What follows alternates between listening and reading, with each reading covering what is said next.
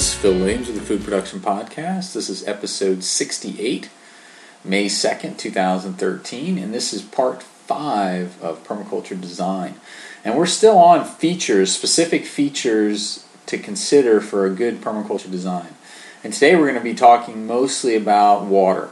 Water-wise gardens, water harvesting, swales, aquaculture, and I think that this is a really important part of permaculture design that I think a lot of people tend to leave out, mainly because they don't know what to do when it comes to aquaculture and ponds and swales, and a lot of times we're talking into getting into heavy equipment, and I think it's an area though that really needs to be addressed, and I think it's an area that really needs to be in everybody's permaculture design. You really have to figure out a way to use and reuse your water, and then also, use that aquaculture. That's going to be your most productive gardening and farm system. So I think it's really important to incorporate that stuff. And if you're unfamiliar with it, start small and work your way up.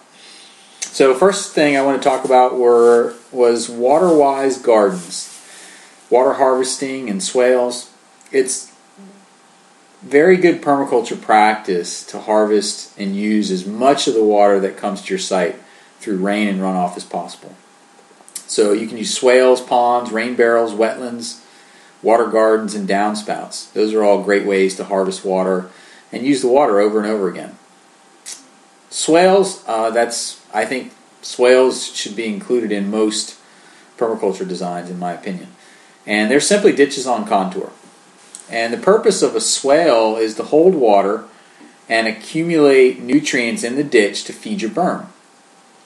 In time, this helps to rehydrate the land, and you can combine your swales with a food forest. I think that's a great use for your swale, so you get all the benefits of the fertility and the moisture, and you can literally reestablish forests this way. And in fact, if you Google greening the desert on YouTube, there's a permaculture video about, I think it's Jeff Lawton, about how they use swales to literally green the desert in Jordan and grow all these fruits and trees that nobody down there thought would be possible to grow. Rain barrels.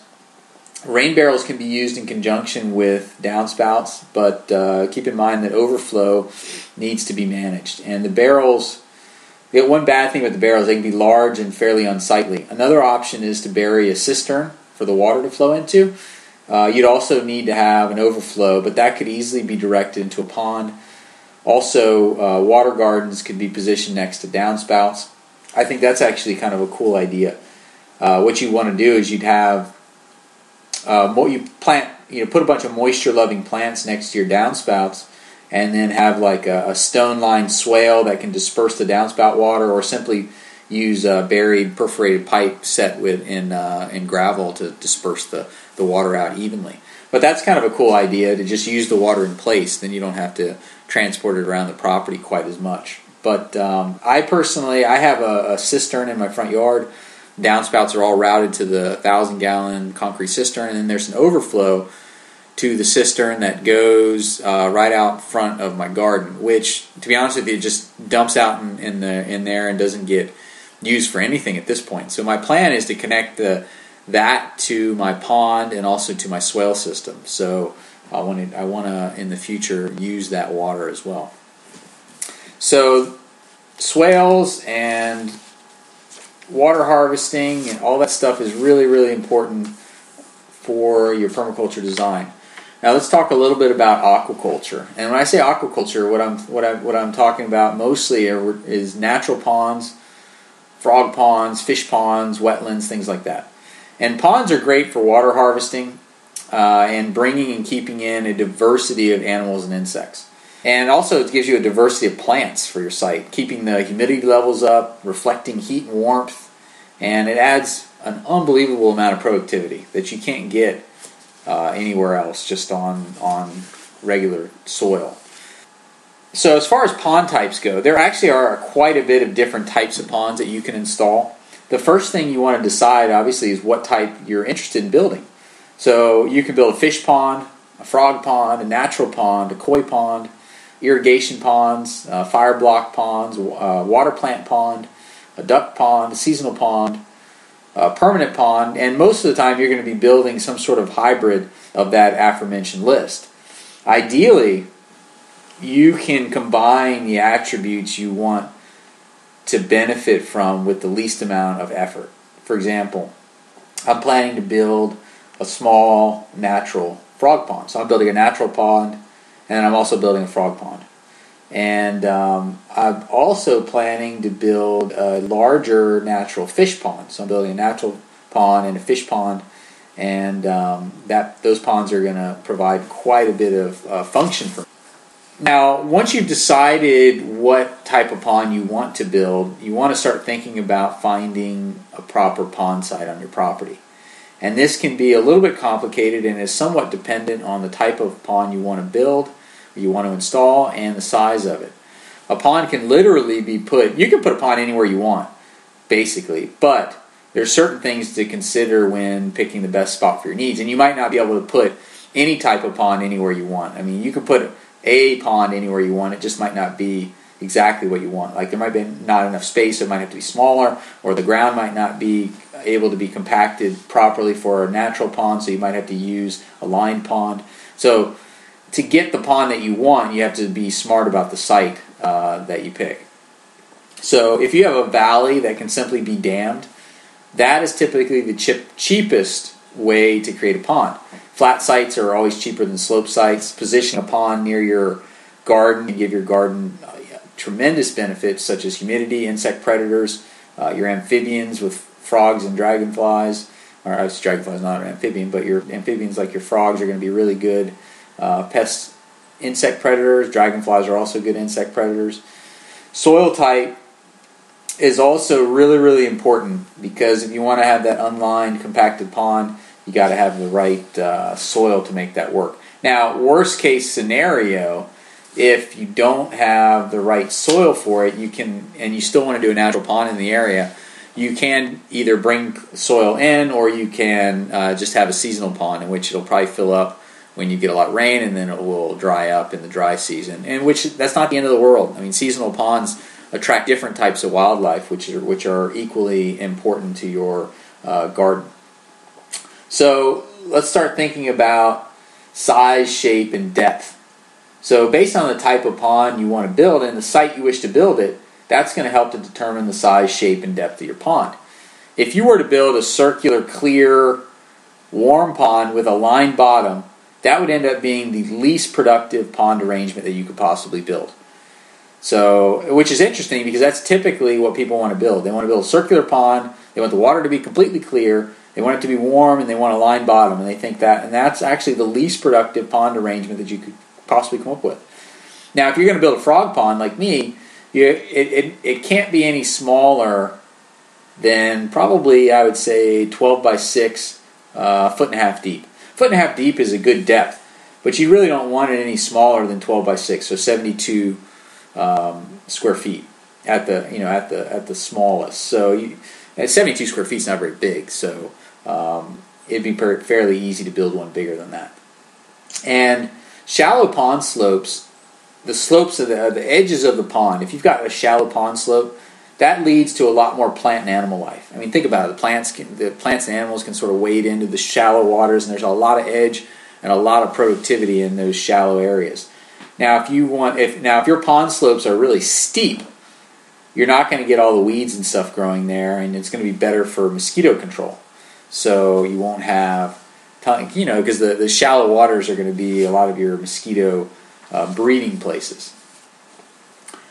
Let's see. Pond shapes can also be asymmetric with, you don't have to do them perfectly symmetrical. And in fact, I would recommend that you don't. You could have a wide bank for plants and animals and a steep bank on the other side for depth, which is what I'm thinking. Because where I'm planning to put the pond, and it may not end up there because I have to do testing for it, because it's sort of on a slope, which is not ideal, but I still want to put it there. And on the slope side, that's going to be where my dam's going to be, so it's going to be really deep on that section. There's no way around it. So that section is going to be really deep, and and then the other side is going to be, it's going to be a steep bank on the one side. The other side is going to be much more asymmetric and much more shallow for plants and animals. So if you have bars and shoals, that can help your plant and animal life. If you decide you want to put an island in your pond, which I think is kind of a cool idea, although I think it would be fairly difficult. I thought I would want to do that, but I'm thinking probably not now because I don't want to mess it up. But having an island can be a problem if it's too high. Believe it or not, islands actually should be submerged in winter and in early spring, but exposed in the summer, which I thought was kind of interesting. A quarter acre. A minimum size for a fish pond, for a productive fish pond, needs to be about a quarter acre. So we're talking 10,000 square feet or so, which would need about 1.5 to 10 acres of watershed, which is, so you need some. So if you're going to have a fairly large fish pond, you need to have a fairly large property, basically. So I'm pushing it, to be honest with you, on my property. I think I can do it, but I think that I'm definitely pushing the size of that thing. So for a fish pond, 20% of the pond should be 8 feet deep. And fish ponds should average about 5 feet deep, and you really don't want to be deeper than 12 feet deep for the ideal in your fish pond. So let's talk a little bit about your water sources and your quality. And water source is interesting because I sort of fought my permaculture professor sort of about this because all the research that I had done said that you needed to have something to feed the pond, whether it be stream fed or groundwater or something like that to feed the pond. But she was saying that I could get a decent pond with surface water, and I didn't really think that was possible. But I'm going to admit now that I was completely wrong about that. I think you definitely can have. There's no doubt in my mind you can have a surface runoff fed pond. I really wish that she had some of the right information, but she did a very poor job of conveying it to me. She just basically told it to me without any explanation, which I have a tough time saying, yes, I agree with you just because of who you are. I have to know why, and that will make me change my mind and open my mind up. I have to understand the whys behind it. I can't just take people's viewpoint as, oh, that's true because they said it. So anyway, so if you want a natural pond, believe it or not, and a stream-fed pond actually is not ideal, because basically what eventually happens is it fills in with silt. And for a natural pond, you really don't want any inflow at all. And it's better and believe it or not, it's actually better if the pond ends up being seasonal. Seasonal ponds have specific plants and animals that thrive in that environment. The cleanest water sources you can get are either groundwater or surface water. So if you have a pond that's fed with groundwater or surface water, you're probably going to have a very clean pond that you're not going to have a lot of chemical runoff, because that chemical runoff is going to kill all your vulnerable aquatic life. Your aquatic life is a lot more sensitive to chemicals than your soil life, your gardens, and your plants and stuff like that. So that's something to think about. And I actually found a really good source. I'll try to remember. I can post a link to it. But I found a really good source for a lot of good pond information. It was like the Million Pond Conservation Society or something in England, and they're trying to establish 1 million natural ponds throughout England, and they had some really, really good information about how to do these natural ponds, and I thought that was by far a fantastic source that I found as far as being able to do this. It was very detailed. Testing. Let's talk a little bit about testing. So before you decide on a final pond site and a pond size, it is important to test the soil to determine the viability of the pond that you want to install. You might find that, for example, after you test a site or if you test multiple sites, you might find that one of your alternative sites might be better than what you had planned originally. And your test holes, what you want to do, you probably have to get an excavator for this, but a small little mini excavator would probably be fine. But your test holes should be dug 1.5 foot deeper than the depth of the pond site. So if you dig into waterlogged sand and gravel, a groundwater pond might be possible. If you dig into really high clay content, a surface water pond is possible. So you want to leave your test holes open through the wet and dry season. And if your test holes don't hold water for more than a few days after you have a wet weather, you want those test holes to hold water, then you might want to try a different site if you're looking to have an unlined pond. You can also have the soil borings analyzed to help you to more accurately determine the soil type. So I'm going to be doing my testing probably this summer sometime, and we'll see. I'm not sure if I'm going to test my frog pond yet, or if I'm just going to do it. Maybe I'll test it. I don't know. I'm thinking about just doing it, just because then I have to rent the excavator twice. So I'm thinking about just sort of doing the frog pond. Worst case scenario, it turns into be a seasonal pond, which isn't the end of the world. If you go to install your pond, I personally think the best time to install it is the summertime. And the reason why is the weather's really dry, so you don't have to worry a lot about bad weather, and then also the ground is solid, because you're going to be bringing in, if you're doing any sort of sizable pond, you're probably going to be bringing in heavy equipment. And it's also necessary to decide what type of equipment you're going to need and what you're going to bring in the planning stages. You don't want to be planning this huge pond and then, on the day of you're planning to do it, you're like, what kind of equipment I should get. You should really think about exactly what you're going to need ahead of time. So if you're building a large pond, I personally think a tracked excavator is a must. You also might need a loader and a dump truck if you need to move the fill far away from the pond. So you might need to have a loader and a dump truck.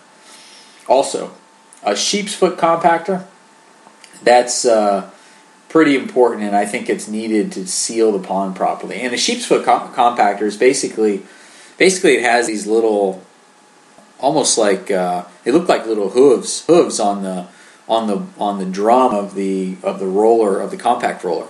So it almost mimics the action of a sheep or a pig or something compacting the soil. And it's of course super heavy. But interestingly enough, in England, way back when, before we had compactors and things like that, they actually used sheep to seal up their ponds.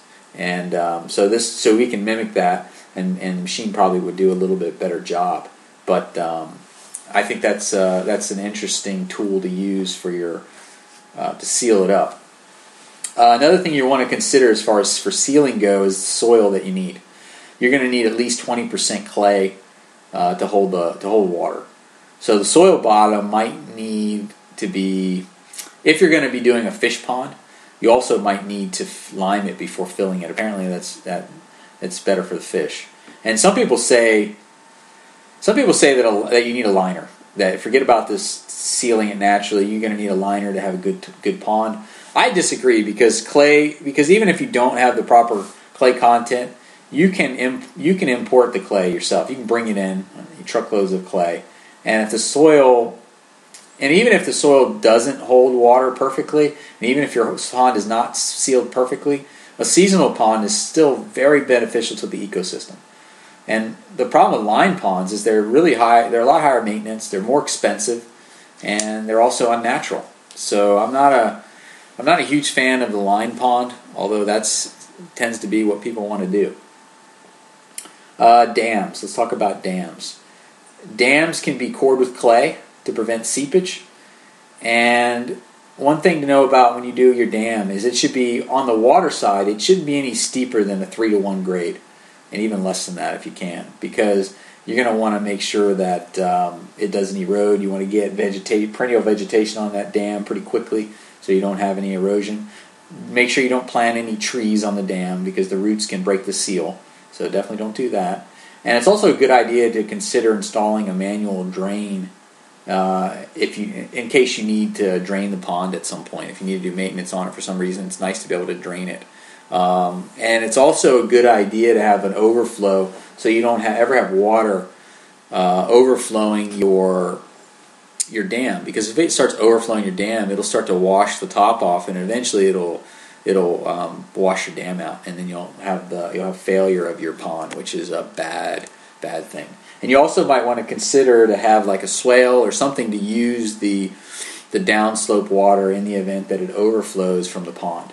So definitely we don't want to have the water just sort of dumping out there. Let's talk a little bit about fish. And I think that a lot of people want to have fish in their ponds, and I have one pond that I'm not going to put fish in, and another pond that I probably will. Although my other pond, the pond I'm not putting in there, I anticipate, believe it or not, fish probably showing up at some point.